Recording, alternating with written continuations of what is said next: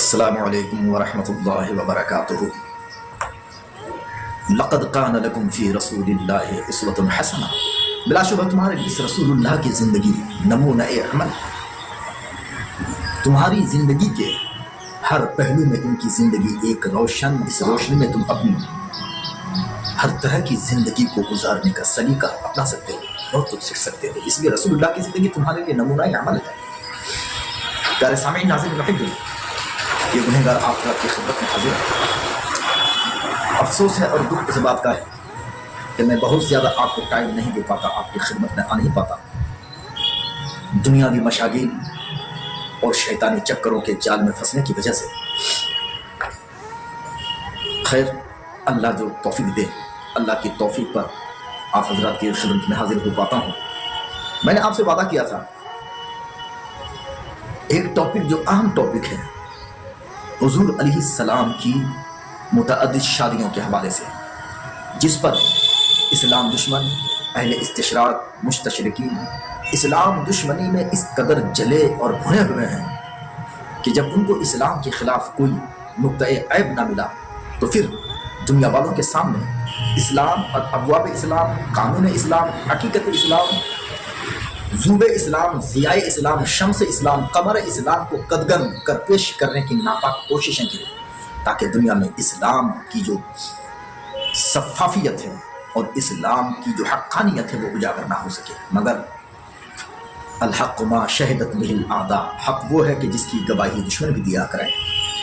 تو جب کہیں کچھ نہ ملا تو رسول اللہ کی زندگی میں یہ عیب تلاش کرنے لگے۔ یہاں بھی جب منہ کی کھانی پڑی، ٹھوکریں کھانی پڑی، کیونکہ رسول اللہ صلی اللہ علیہ وسلم کی متعدد شادیوں کو انہوں نے اپنا ہدف بنایا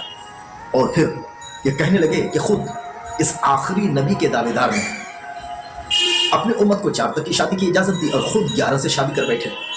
تو یہ شخص یقیناً شہوانی اور جسمانی خواہشات کا دل دادا اور رسیا ہی ہو سکتا ہے۔ استغفر اللہ والعیاذ باللہ من ذلک۔ نقل کفر نباشت کے تحت میں ایسا بول رہا ہوں تاکہ میں اپنی طاقت بھر جواب دے سکوں۔ میں تو پوجا بہت سارے اسلام کے شہزادوں نے اس کا بھرپور تعاقب بھی کیا اور دندہ شکن جواب بھی دیا، آج تک اس کے جواب کے سامنے وہ لاجواب رہے، مگر انگلی کٹا کے شہادت میں اپنا بھی میں نام درج کرنا چاہتا ہوں، اس لیے آپ حضرت کی خدمت میں حاضر ہوں۔ تو اللہ کے رسول صلی اللہ علیہ وسلم کی 11 شادیوں کے پیچھے بے شمار رموز و اسرار ہے، خدا کی طرف سے بے شمار حکمت ہے۔ خدائی حکمت کے بغیر آپ کا کوئی کام نہیں ہوتا۔ اسی طرح یہ متعدد شادیاں بھی اللہ کی حکمت کے بغیر یہ شادیاں روح پذیر نہ ہوئی۔ تو سب سے پہلے حضرت خدیجہ الکبریٰ رضی اللہ تعالی عنہا سے شادی کے حوالے سے ہم آپ سے روبرو ہیں۔ اگر اللہ کے رسول صلی اللہ علیہ وسلم شہوانی اور شہوت رانی کے رسیا اور دل دادا ہوتے، استغفر اللہ، تو جرائم و کرائم، شراب نوشی، شباب و کباب اور ہر طرح کے جرم میں پھنسی وہ جہالت کا دور، جس دور میں ہر طرح کے جرائم اور کرائم رونما ہوتے ہیں، خصوصیت کے ساتھ شباب اور کباب ان کا دیرینہ مشغلہ تھا، زنا کاری عام، اور وہاں پہ دعوت زنا اس قدر عام کہ انسان کو اس وقت اپنے آپ کو پاک و صاف رکھنا اور کسی طرح کی آلائشوں سے اپنے کو دور رکھنا بہت ہی کٹھن مرحلہ تھا اس وقت۔ اس دور جہالت اور اس پراگندہ ماحول میں 25 سال تک رسول پاک کی زندگی کو اہل استشراق کے بڑے بڑے محققین نے دیکھا اور عرب کی دھرتی سے چراغ اسلام کو، اسلام کے سورج کو، نیر اسلام کو کھدیر کر باہر پھینک دینے کی کوشش کرنے والوں نے بھی کوششیں کی کہ آپ کے ذات میں کسی طرح کوئی عیب لی جائے تاکہ اس عیب کے ذریعے سے آپ پر قدغن لگایا جا سکے اور آپ پر ایلیگیشن اور الزام تراشی یا بہتان کے ذریعے سے آپ کو مشکوک کر دیا جائے، یوں مذہب اسلام مکمل مشکوک ہو جائے گا۔ مگر ان کو حضور کی اس 25 سالہ زندگی میں بھی دور دور تک کوئی عیب تو پوجا نقطۂ عیب بھی نظر نہ آیا۔ عزیزان گرامی، حضرت خدیجہ الکبریٰ رضی اللہ تعالی عنہ اس دور جہالت میں بھی وہاں صرف نفسانی خواہشات کے دل دادا ہی تھے، نفسانی خواہشات کے دل دادا لوگ رہتے تھے، شراب و کباب میں ڈوبا ہر شخص رہتا تھا، اور اس وقت جرائم و کرائم کے ایسے طریقے تھے، اور خصوصیت کے ساتھ جسمانی خواہش کی تکمیل کے لیے، اپنی شہوت کو پوری کرنے کے لیے نظارے ہی نظارے تھے، دعوتوں پہ دعوتیں تھیں، پیشکش پہ پیشکش تھیں، مگر بہت سارے لوگوں کے ساتھ خصوصیت کے ساتھ میرے آقا کریم کی زندگی اس دور اور پراگندہ ماحول میں بھی پاکیزہ رہی۔ حضرت خدیجہ الکبریٰ کی ذات بھی اس حوالے سے نمایاں نظر آتی ہیں۔ حضرت خدیجہ الکبریٰ رضی اللہ تعالی عنہا کو بھی اس وقت طاہرہ مطہرہ کے لقب سے لوگ یاد کرتے تھے۔ خاندانی اعتبار سے اعلیٰ اور مالی تمول میں بھی آپ کی حیثیت نمایاں حیثیت تھی، اور اہل عرب میں آپ ایک بہت پاورفل اور سکسیسفل بزنس مین کے روپ میں آپ جانی پہچانی جاتی تھی۔ یوں تو آپ نے مداربت کے طور پر بہت ساروں کو اپنا بزنس سونپا، مگر جب حضور اکرم صلی اللہ علیہ وسلم کے بارے میں آپ نے سنا، آپ کے کمالات نبوت کو، آپ کے بے شمار کمالات کو آپ نے پہلے ہی سے سن رکھا تھا، خصوصیت کے ساتھ ورقہ بن نوفل کی زبان سے، جو کچھ ہی دنوں ہوئے تھے کہ انہوں نے نصرانیت مذہب کو قبول کر لیا تھا، اور وہ عبرانی زبان میں انجیل کی تلاوت کرتے تھے، تلاوت بھی کرتے تھے، معانی اور مطالب بھی سمجھتے تھے۔ تو ورقہ بن نوفل کی زبان سے ماں خدیجہ کبریٰ امہات المومنین رضی اللہ تعالی عنہا نے بہت کچھ حضور کے بارے میں سن رکھا تھا، بہت ساری علامات نبوت آپ نے حضور کے بارے میں سن رکھا تھا۔ تو پھر جب حضور اکرم صلی اللہ علیہ وسلم کی امانت داری، صداقت اور آپ کی لیاقت اور آپ کی پاکیزہ زندگی اور آپ کی ستھرائی والی زندگی کے بارے میں آپ نے سنا، تو حضور کو پیشکش کی، حضور سے گزارش کی کہ آپ میرا مال ملک شام لے جائیں، تجارت کریں، اور پھر آپ کو اپنا حصہ دار بنایا۔ اللہ اکبر، اللہ اکبر۔ صرف خرید و فروخت کے لیے نہیں رکھا، بلکہ بطور مزاربت کے آپ نے حضور علیہ السلام کو شریک بزنس بنایا۔ خیر، حضور علیہ السلام حضرت خدیجہ الکبریٰ کے غلام میسرہ کے ساتھ ملک شام گئے، تو پہلے کے بالمقابل کئی گنا آپ کو حضور نے بینیفٹ کر کے دکھایا، کئی گنا فائدہ ہوا۔ پھر جب واپس ہونے لگے تو واپسی میں حضور اکرم صلی اللہ علیہ وسلم کی زندگی کو دیکھا۔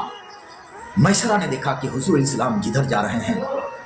آسمان کا بادل سایہ فگن ہے کہ آپ کو دھوپ نہ لگنے پائے۔ میسرہ نے دیکھا کہ ادھر درخت بھی جھک جھک کر کے آپ کو سلام پیش کر رہے ہیں، پہاڑوں کی اوٹ سے آپ پر صلاۃ و سلام کی نذرانے پیش کر رہے ہیں۔ صلاۃ و سلام کی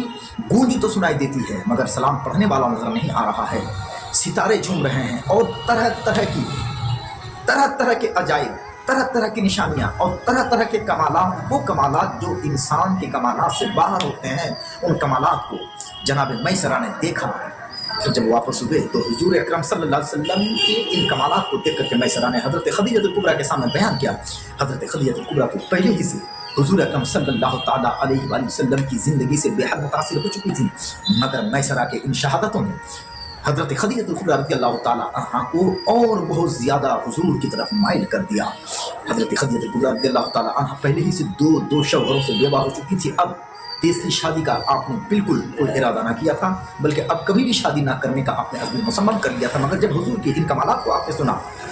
تو پھر آپ کا دل کھینچے کھینچے حضور کے قدموں میں سجدہ ریز ہو گیا۔ اللہ اکبر، اللہ اکبر۔ پھر یوں حضرت خدیجہ الکبریٰ رضی اللہ تعالیٰ عنہا کی طرف سے اشارتاً پہل ہوا، پھر حضور اکرم صلی اللہ علیہ وسلم کی طرف سے بھی پیغام نکاح پہنچا۔ پھر یوں دونوں طرف سے نکاح کے پیغامات پہنچتے ہوئے پھر آخرکار دونوں میں عقد ہوا، اور جناب ابو طالب نے حضور اکرم صلی اللہ تعالیٰ علیہ وسلم کا نکاح پڑھایا، خطبہ نکاح پڑھا، اور پھر ان دونوں پاکیزہ جوڑیوں کی خیر سگالی کے لیے دعائیں کی گئی۔ عزیزان گرامی وقار، عقد ہو گیا۔ اب یہاں پہ کئی نکتے آپ کو سمجھ رہے ہیں۔ حضور اکرم صلی اللہ علیہ وسلم نے 25 سال کی عمر میں حضرت خدیجہ سے عقد فرمایا۔ حضرت خدیجہ کی عمر شریف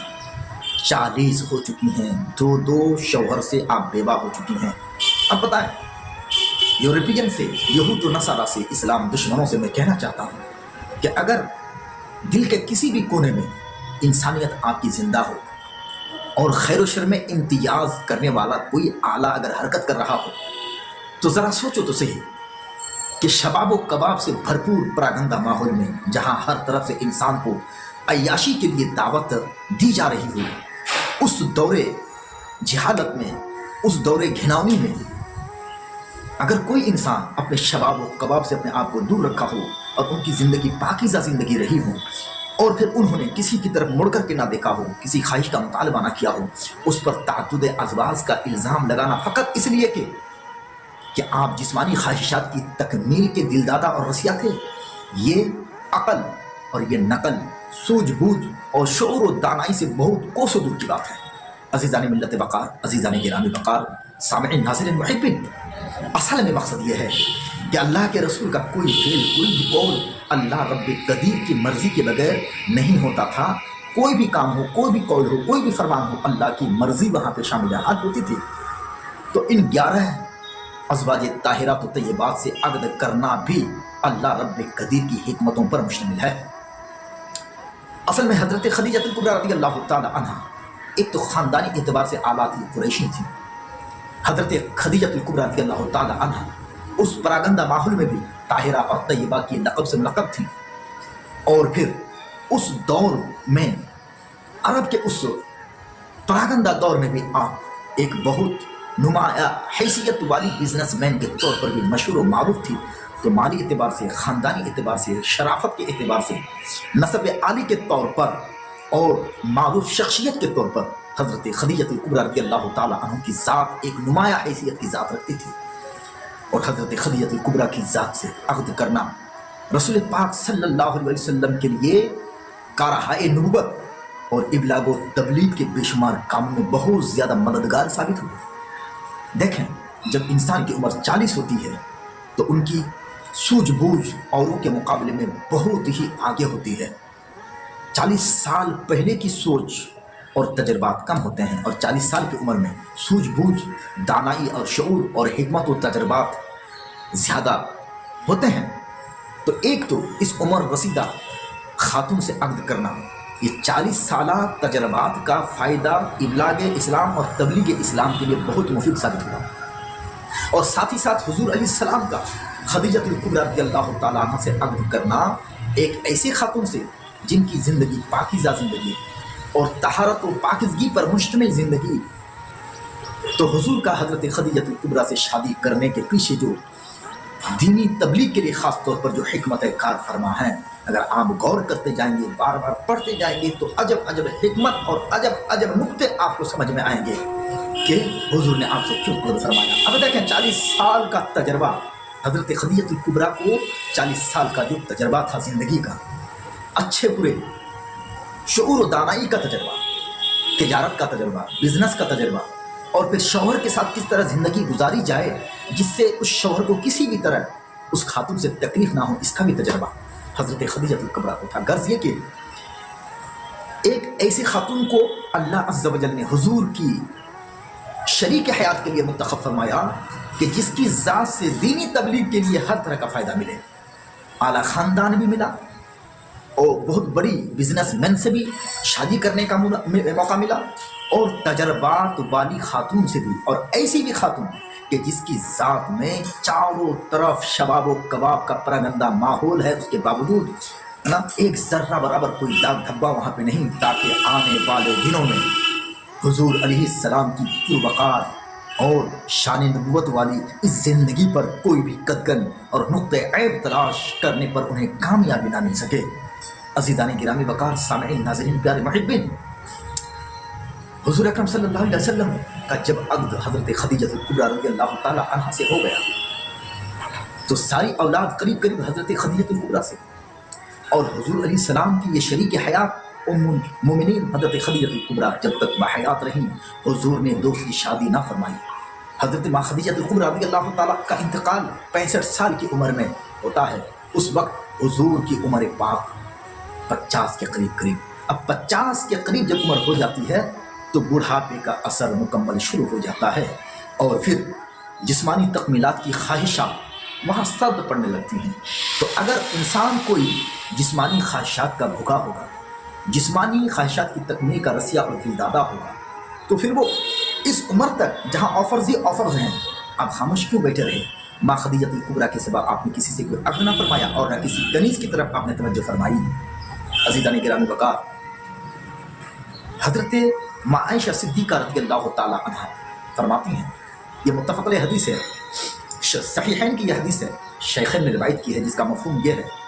کہ حضرت ماں عائشہ صدیقہ رضی اللہ تعالی عنہ فرماتی ہیں کہ میں جب بھی بکری ذبح کرتی تو اللہ کے رسول صلی اللہ تعالی علیہ وآلہ وسلم गोश्त का टुकड़ा देते और फरमाते जाओ खदीजतुल कुबरा के रिश्तेदार को ले आओ। तो मुझे एक रोज गुस्सा आ गया, तो मैंने कहा कि ये क्या कि उनको देना ही है, वो तो अब नहीं है। तो हुजूर फरमाते कि उनसे मुझे मोहब्बत है। अल्लाह अकबर, अल्लाह अकबर। एक मरतबा तो इंसानी फितरत की वजह से माँ आयशा सिद्दीक़ा रज़ियल्लाहु तआला अन्हा थोड़ी कुछ ज़्यादा गुस्से में आ गई और कहने लगी कि या रसूलल्लाह अलैहिस्सलाम, क्या वो एक उमर रसीदा खातून ना थी? इससे कहना मकसद ये था वो तो एक उमर रसीदा खातून ही तो थी, और अभी आपको तो उनके बिलमुकाबले में कम उम्र वालियों से शादी करने का इत्तेफाक हुआ है, बेहतरीन देखने वाली ख़वातीन से आपका अक़्द हुआ है, फिर आप उनका जिक्र क्यों करते हैं? तो हुज़ूर अकरम सल्लल्लाहु अलैहि वसल्लम गोया के माँ आयशा सिद्दीक़ा की इन बातों को सुनने के बाद कुछ उन बातों में खो जाते हैं कि जिन बातों ने माँ खदीजतुल कुबरा से मुताल्लिक जिन बातों ने हुजूर को बहुत ज़्यादा फ़ायदा पहुँचाया। एक तो एक शौहर को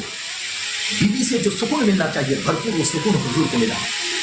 और फिर कारहाए नबुव्वत और नबवी तबलीग पर मुश्तमिल जिन बातों की ज़रूरतें होती हैं वो तमाम की तमाम ज़रूरतें माँ खदीजतुल कुबरा की ज़ात से हुजूर को पूरी होती हैं। हुजूर अकरम सल्लल्लाहु अलैहि वसल्लम ने फरमाया, ए आयशा, तुम जिस खातून की बात करते हो ये वो वक्त था कि जिस वक्त माली एतबार से किसी ने मेरा ख्याल ना किया, भरपूर ख्याल ना किया, मगर खदीजतुल कुबरा ही वो ज़ात है जिसने सारा माल मेरी ज़रूरत, दीनी ज़रूरत, मुआशरती ज़रूरत, दीनी तबलीग की ज़रूरत पर उन्होंने सारा माल मेरे कदमों पे निछावर कर दिया। वो वक्त था तबलीग का वक्त कि जिस वक्त बहुतों ने मुझे झुठलाया, मगर खदीजतुल कुबरा ने पहली ही मरतबा उसने मेरी तस्दीक की। जिस वक्त बहुतों ने मेरा साथ छोड़ दिया, यूं कह लो कि सबों ने साथ छोड़ दिया, मगर खदीजतुल कुबरा ने एक आम के लिए मेरा साथ नहीं छोड़ा। और खदीजतुल कुबरा रज़ियल्लाहु तआला अन्हा के ज़रिए से दीनी तबलीग, मुआशरती तंज़ीम, आला ख़ानदान की तंज़ीम, गर्ज़ ये कि पूरी कायनात में इस्लाम के इस मिशन को, नूर इस्लाम को, सूद इस्लाम को इस्लाम के कोने कोने तक फैलाने में खदीजतुल कुबरा के बाल में, उनकी ज़िंदगी में और उनकी उस पाकीज़ा ज़िंदगी ने, तिजारत ने जो हमें फ़ायदा पहुँचाया, किसी ने फ़ायदा ना पहुँचाया। तो ए आयशा, तुम खदीजतुल कुबरा रज़ियल्लाहु तआला अन्हा के कमालात के बारे में क्या पूछते हो कि जिनकी ज़िंदगी के हर रोशन पहलू ने कारहाए नबुव्वत में नुमाया किरदार अदा किया, और जहाँ जहाँ ज़रूरत पेश आई खदीजतुल कुबरा रज़ियल्लाहु तआला अन्हा ने वहाँ मेरा साथ दिया, कहीं मुझे अकेला ना छोड़ा। इब्तिदाए नुज़ूल वही के वक्त में भी, जबकि हुज़ूर अकरम सल्लल्लाहु तआला अलैहि वसल्लम पर जब नुज़ूल वही के वक्त कुछ मखसूस हालात तारी होते थे, जिन हालात को देख करके लोग इल्ज़ाम तराश किया करने लगते थे, उस वक्त भी खदीजतुल कुबरा ने मेरा साथ ना छोड़ा, मेरा साथ दिया और भरपूर मेरी हिमायत की, और फिर उन्होंने मेरा भरपूर दिफा किया, इस्लाम का दिफा किया। तुम खदीजतुल कुबरा रज़ियल्लाहु तआला अन्हा के बारे में इस तरह की बातें ना करो कि इस तरह की जब उनके हवाले से बातें करते हो तो मुझे तकलीफ पहुँचती है। तो मेरे सामने नाज़िरीन मुहिब्बीन, तो अल-मुख्तसर हज़रत खदीजतुल कुबरा रज़ियल्लाहु तआला अन्हा से शादी का असल मकसद और असल हिकमत, हज़रत खदीजतुल कुबरा रज़ियल्लाहु तआला अन्हा की ज़ात से मिलने वाले वो फ़वाइद हैं कि जो फ़वाइद सिर्फ उस वक्त माँ खदीजतुल कुबरा ही से हासिल हो सकते थे, दीनी खिदमत के लिए, दीन की तबलीग के लिए, इस्लाम की तबलीग के लिए। वो 40 साल तजर्बात है, वो माली मनफ़ात का भरपूर फ़ायदा है, उसके बाद वो आला ख़ानदान है, और आला ख़ानदान में शादी करने की बिना पर ताकतवर ख़ानदान, माल,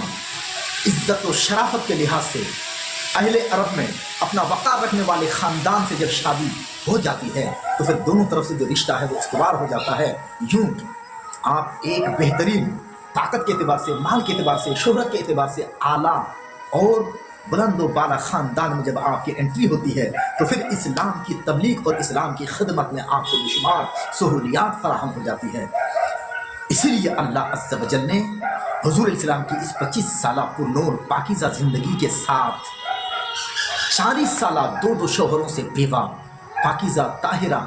और ताजरा एक कामिला حضرت خدیجۃ الکبریٰ سے عقد فرمایا تاکہ مکمل طور پر ابتدائی مراحل میں اسلام کی تبلیغ بھرپور شروع ہو جائے اور کسی طرح کی کوئی رکاوٹ پیدا نہ ہو۔ اس لیے اللہ تبارک و تعالیٰ کے حسین انتخاب نے اور حکمتوں پر مشتمل اللہ رب قدیر کی قدرت کاملہ نے حضرت خدیجۃ الکبریٰ کے ساتھ حضور کی شادی کا یہ انتظام فرمایا، اور خود اللہ رب قدیر کے حکم پر یہ شادی ہوئی۔ امید ہے کہ آپ نے ماں خدیجۃ الکبریٰ سے شادی کی پرنور حکمتیں آپ نے سماعت کی، اور آپ کو سمجھ میں آ گیا کہ حضور سے ماں خدیجۃ الکبریٰ کی شادی کے حوالے سے کیا کیا حکمتیں ہیں، اور کیا کیا کارگزاریاں ہیں، اور کیا کیا بینیفٹس اور کیا کیا اسلام کے لیے فوائد ہیں۔ اللہ رب قدیر ہمیں صحیح سمجھ